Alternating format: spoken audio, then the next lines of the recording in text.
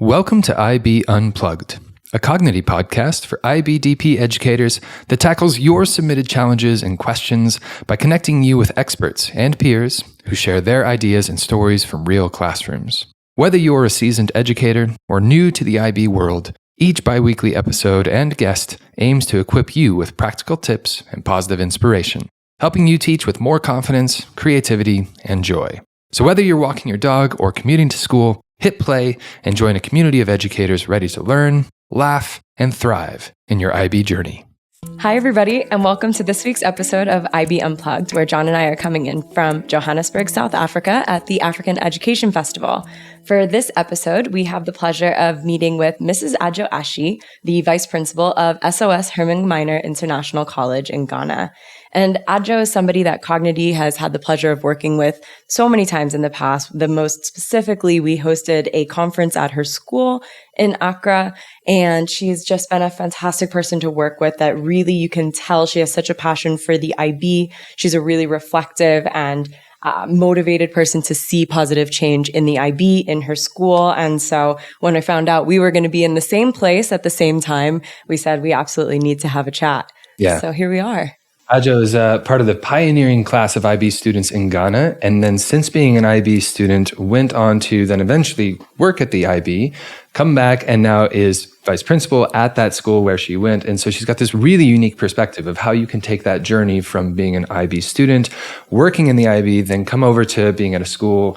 What does that cause? What are the sort of implications from that? What can we do with that sort of information that comes with that experience? And how can you create a really meaningful educational experience for people in Africa so that we can help to have some real growth, that we can address some of the barriers that are there and come up with the new opportunities that we could present ourselves with for education in this area? Yeah, so I think it's going to be a great episode full of ideas, especially around ideas of CAS, community service-oriented ways of getting your school involved. And yeah, we're excited to get started.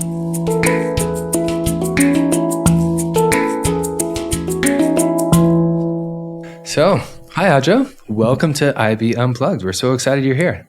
I am too. Good morning. Yeah, it's a good place to be, right?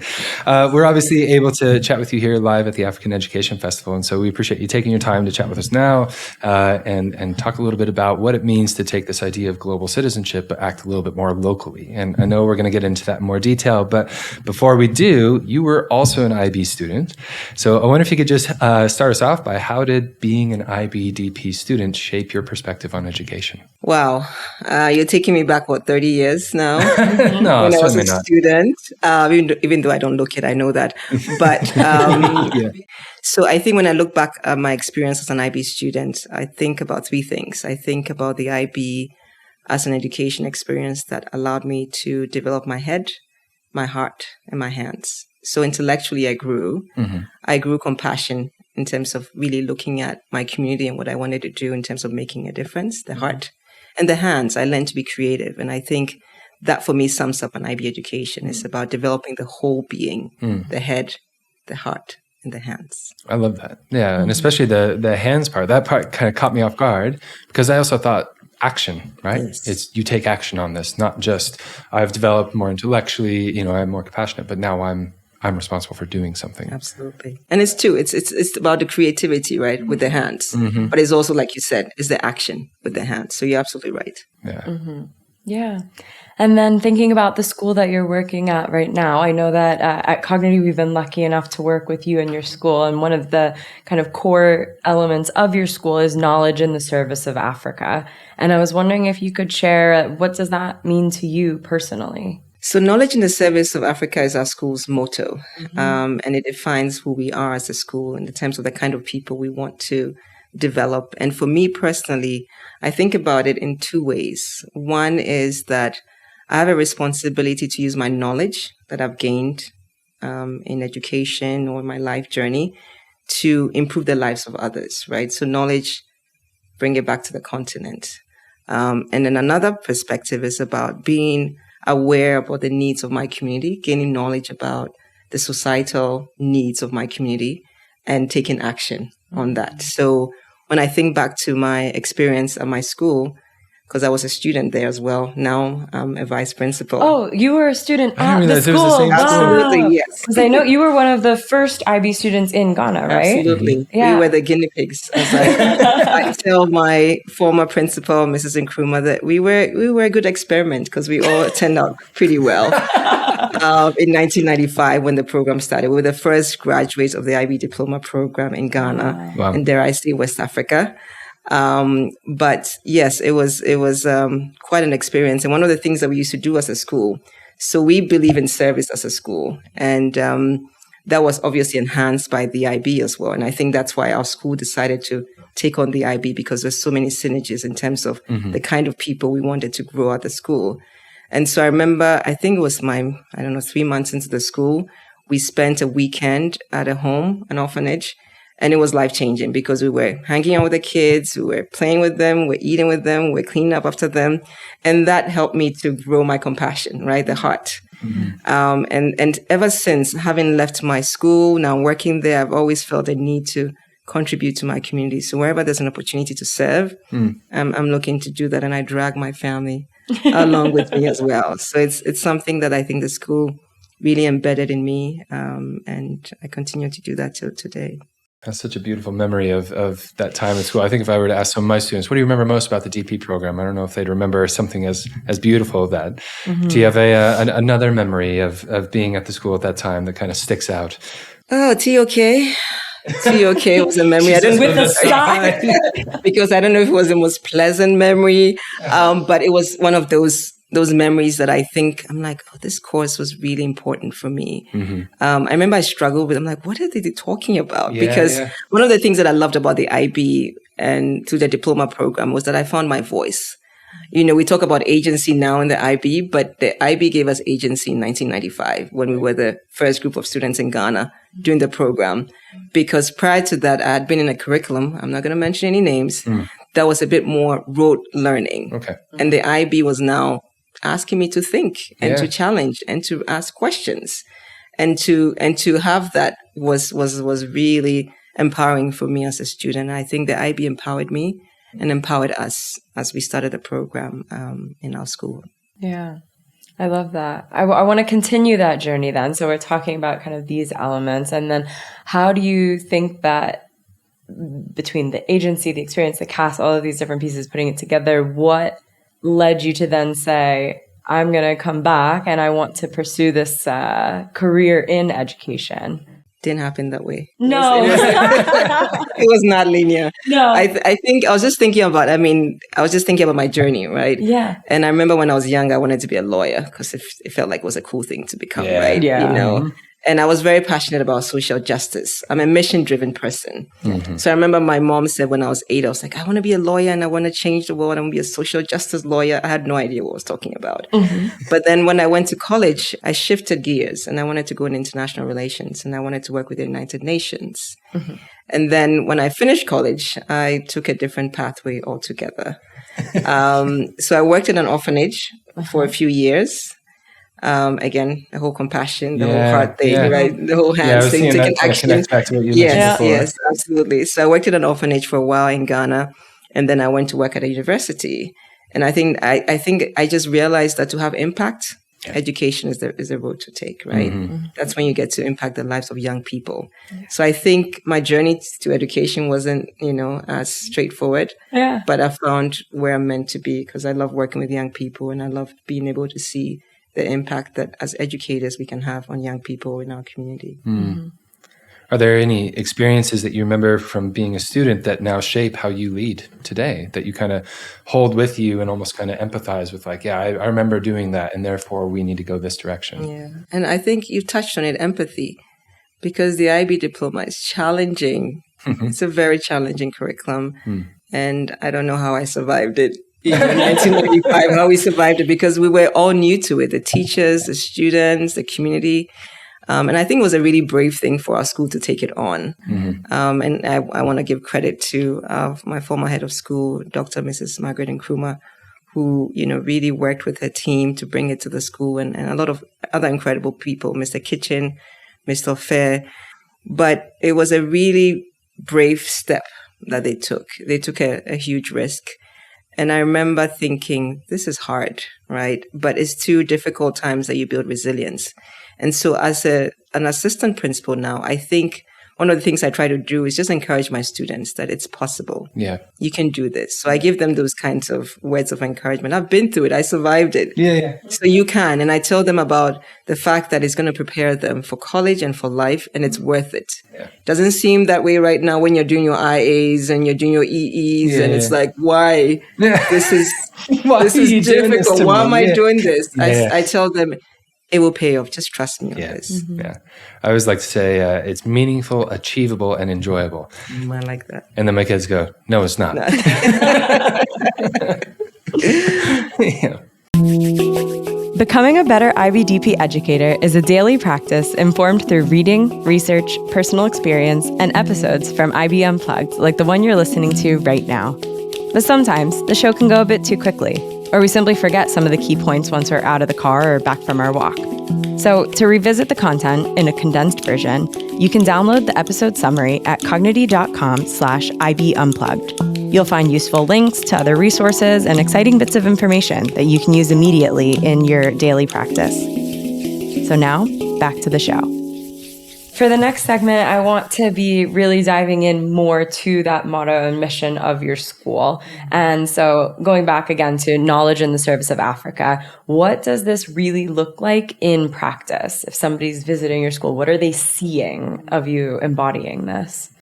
So at our school, knowledge in the service of Africa is about how we taking our knowledge and having an impact in our community, right? So what do we know are the needs of our community and what action are we taking?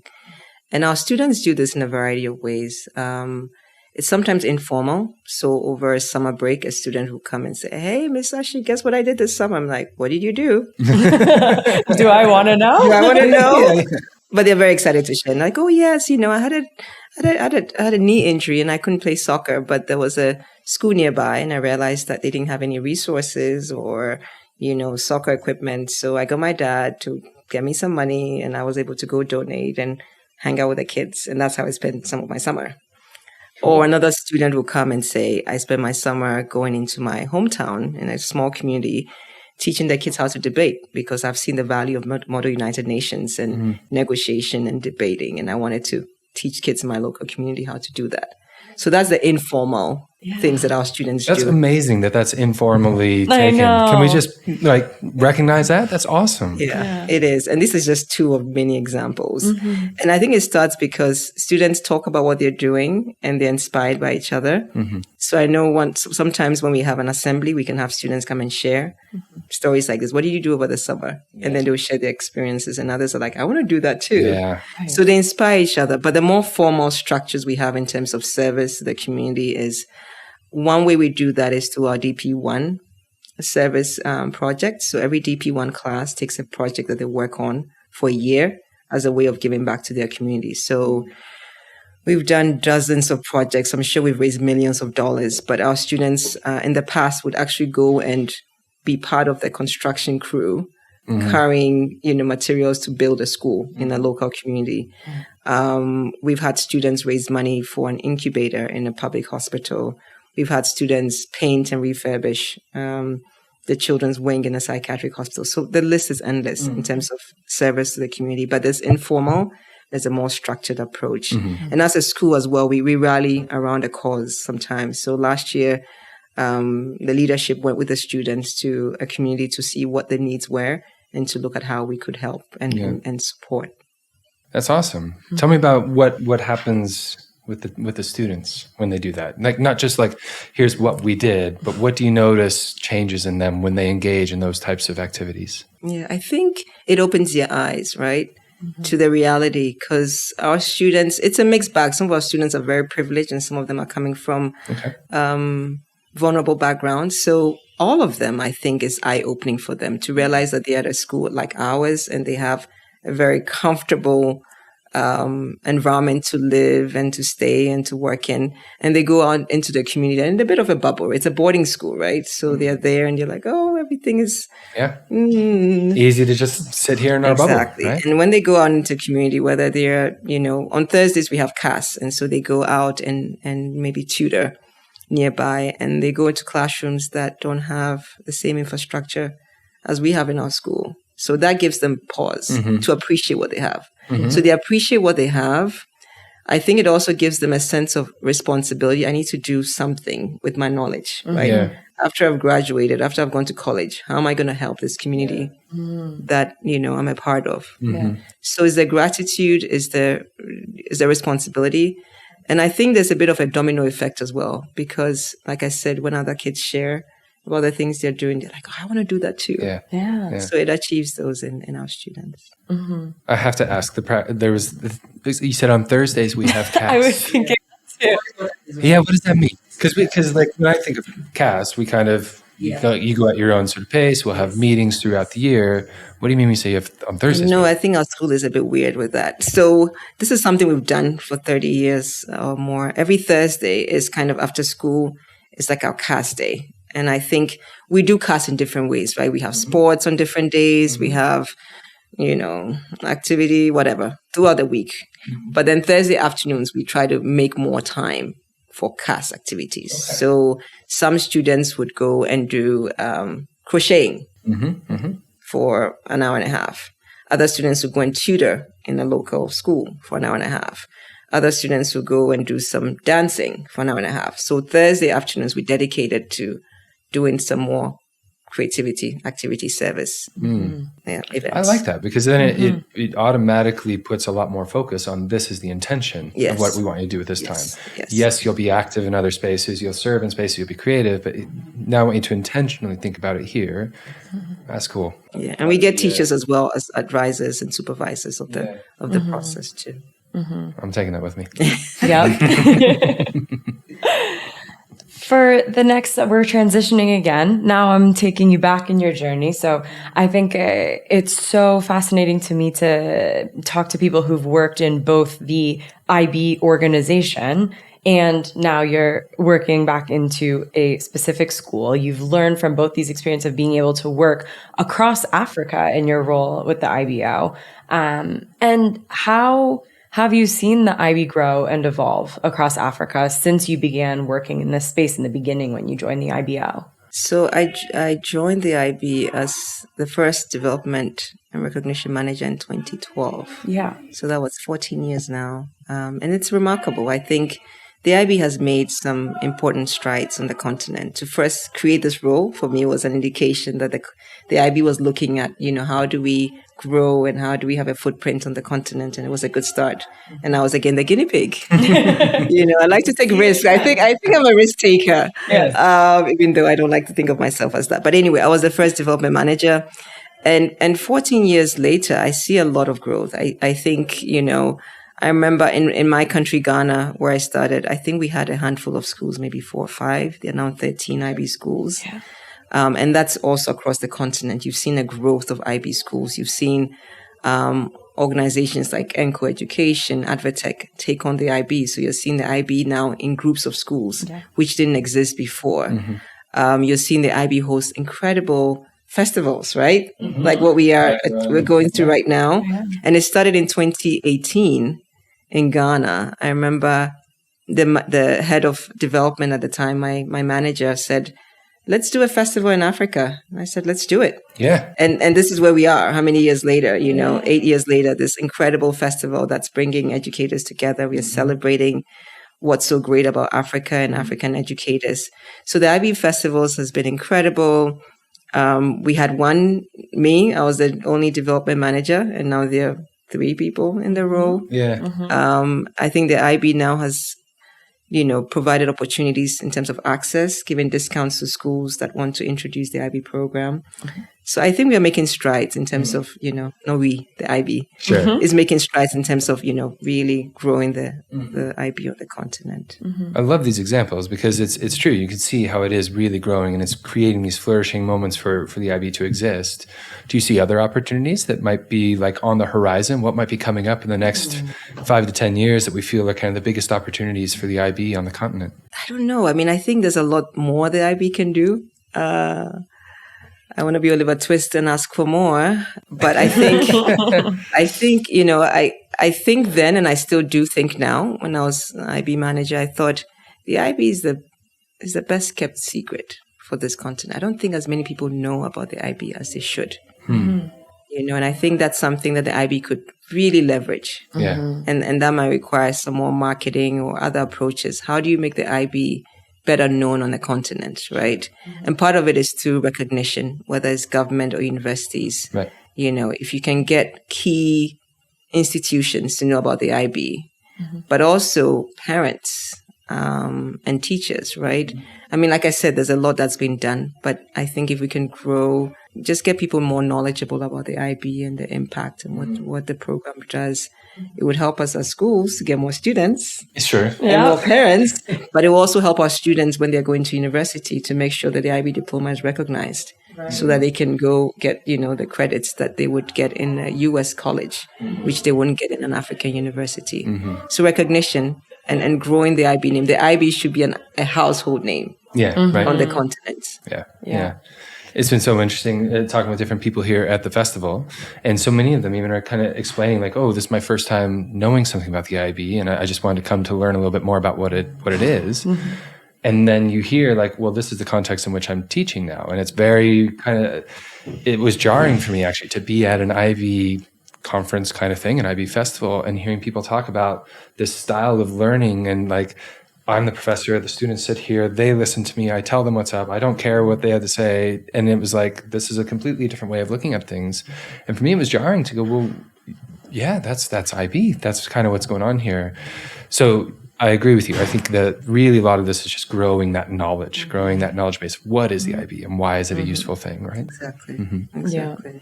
I think recognition is definitely one of them of getting there. But then I'm wondering if you have any other reflections on other barriers for schools facing implementing these programs in the African context. I think, there are many barriers. I think one is cost. Of course. As working in a school now, I see how expensive it is to implement the IB. Yeah. And if you're on the continent and you're dealing with exchange rates, that's an extra challenge for you. So in Ghana, the exchange rate is like what? Depending on the year. Right now, it's about 11 cedis to $1. Okay. In Nigeria, it's like 1,000 cedis to $1. So implementing a program in dollars or euros or whatever is expensive because you are charging fees in cedis. So the exchange rate is a barrier and the cost of implementing the program. Finding teachers who are trained and understand IB pedagogy, like you were talking about, John, making sure you're not professing. You're not the professor, but you're actually, facilitating the learning and training teachers to understand that, that's also a barrier because you have to get the right kind of teacher to be an IB teacher, right? So the cost and the exchange rate, the teacher, and also, as I mentioned, recognition, right? If your students can't get into a university on the continent, then why would you, or in a country, why would a parent want their child to do the IB unless they're leaving? Sure. The country or the continent, then it makes sense. Okay. All right, I understand that. And now that relates really closely to some of the things that we've been hearing at the festival so far with the idea of like build up competencies, build up growth, and then know your local context and get back to your local context. And I think a lot of what other people have been saying so far is a lot of times people grow this education, they might learn these things in the IB with the intent on leaving the continent to go to some university that, might be known well, but then it's that idea of like, but we need to enrich this here in the continent itself. Absolutely. And I think when I went to school, 30 years ago, that was the goal, right? Was to get an IB education, get a high quality education and access top universities around the world, which I did. Yeah. But now with my students, I'm getting them to think about opportunities on the continent because we have equally good universities on the continent. So we should be able to get you into a local university for you to thrive and succeed as well. How are you navigating that conversation? I imagine there's also a big conversation with the parents because maybe a lot of parents are thinking, I'm sending my student to an international school because I want them to have an international future. Exactly. I think that's the thing. Parents want their kids to go abroad. They want them to go to the top universities, the Harvard, the Yale, the Cambridge, and around the world. The big names, right? But they can also send them to the Ashie. Ashie is an incredible university in Ghana. It's a leading university globally that's recognized, and it's in Ghana. So it's about having those conversations and helping parents realize that you also have some high quality universities. And we have a Study in Africa fair every year. So our students can also explore the opportunities that exist for them on the continent That's something your school sets up for this. Okay. Exactly. Do they bring people from the universities then? Yes. So we host a fair. Yeah. And we invite universities to come and talk about what they offer for our students. Because the students are also, I don't want to stay on the continent. I want to go abroad, right? Yeah. But now we have more and more over the years, the students are seeing that they're getting a valuable education. And they recognize that I can stay here and I'll be fine. Well, not just fine, but it's kind of reframing what is a great university experience for me, right? And I think too often we kind of go to QS rankings or something like this that ranks a university and say, well, this is the top one and therefore that's where to go. But reframing, what are the things I'm looking for from a university? Because rightly or wrongly, knowledge is a little bit more accessible in some ways. So what are the things I'm trying to get from this university that's going to help me out? And then maybe that helps them realize, no, this actually is the best university. For me, this is the best one, right? Was the right fit. Yeah. You've got to be a little bit, forgive me, I'm just naive. You got to be a little bit uniquely placed as somebody who came up through the IB, worked in the IB, now at an IB school where you were before. And one thing you mentioned just before really caught my attention is now being a leader in the school, I recognize how challenging it is fiscally or otherwise to bring in the IB. Are you able to have conversations with the IB back again? Are you kind of reflecting back with them saying like, hey, I've been there and now I see this in this light. What does that look like? Are you in those conversations? I am. And I think it's places like the festival that allows me to connect with the IB and talk to former colleagues and say, guys, you need to do something about this, Here's what we meant to do. I'm wearing a different hat now, right? Now I'm a school administrator. So I'm thinking and looking at things differently. But yes, so now I have the opportunity because I have the benefit of having been there and having the links and the contacts and the people that I can speak to and say, actually, and I've done that actually. I'm like, we're really struggling with this. Can you do something about it? They're like, we'll get back to you in 5 years. No. Because the IB, right? They have to have an implementation plan that takes like 5 years to it's just like the curriculum review. But it's because they're intentional and you want to make sure that you don't, rock the boat, right? You want to make sure you're really doing things in a very intentional manner. Otherwise, the implications, right? Yeah. Because if you start jumping down one way and then suddenly, we have to turn around. Exactly. That's a lot harder to do. Exactly. Right? And we had this conversation about, at the end of the day, as hard as it is for us to imagine or understand, our students are going to universities and these universities have expectations, right? So they want the marks, they want the points. Sure. Right. At the end of the day, but we want more for our students. We want them to be, about the head, the heart and the hands. It's not just the head. Yeah. So sometimes you have that, bit of a conflict. Yeah.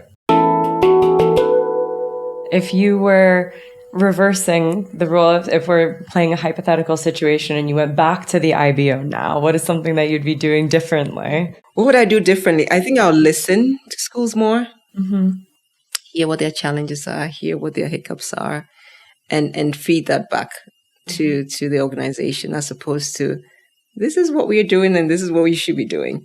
But what are the challenges? What are the things that you're having difficulty with, and how can we make it better for you? Because at the end of the day, our schools are our partners, right? The schools are the ones that are going to implement our programs successfully. And so we need to make sure that we are listening and addressing when we can some of the challenges. So I can't give you a specific thing, but I'm just in general. Yeah. I was wondering if we could now reflect a little bit on, you've talked earlier about the kind of service-oriented pieces of the school, things like this. And I'm wondering, what is something that you could share with us that you're really proud of, or of a change or something that you've seen develop over time with your experience at your school?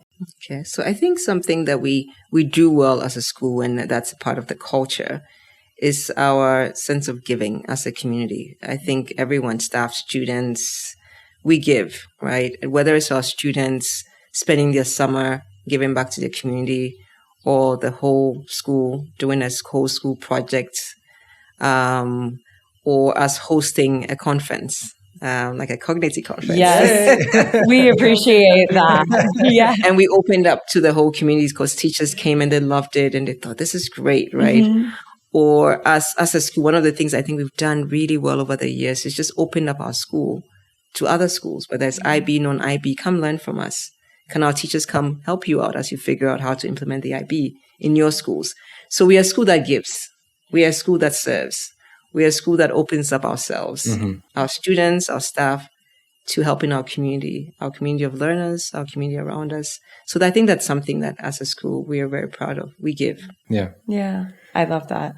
It shows. I mean, I have to say, I just feel a really good energy being around you and having this conversation. I think what you mentioned at the start, I want to develop the head, the heart, and the hands. All that's really clear.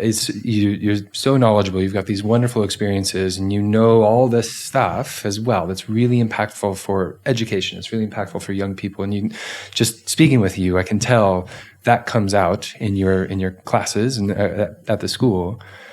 But what you've just mentioned is culture. When I think of culture, it's kind of how you feel when you walk into a new space. And at least how I feel right now is like, I want to go see your school. You should come, both of you. You're welcome anytime. Thank you. And I think when you come, you wouldn't want to leave because you'll love it. Yeah. Awesome. You would. Adzo, you're wonderful. Thank you so much for taking the time to chat with us. Thank you. Yeah, we so appreciate it. Thank you. I've really enjoyed talking to you both. Thank you for the opportunity to share. Yeah. Thank you. And reflect as well. Yes. Yeah. All right. IB Unplugged is a Cognity podcast hosted by John Patton and Courtney Marlene and produced by Catalina Gaffney. Be sure to subscribe or follow and share with your fellow IB educators. If you'd like to submit a topic, request, or question, please do so on cognity.com/IB Unplugged. Let's keep the conversation going and support each other in teaching with confidence, creativity, and joy. See you next time.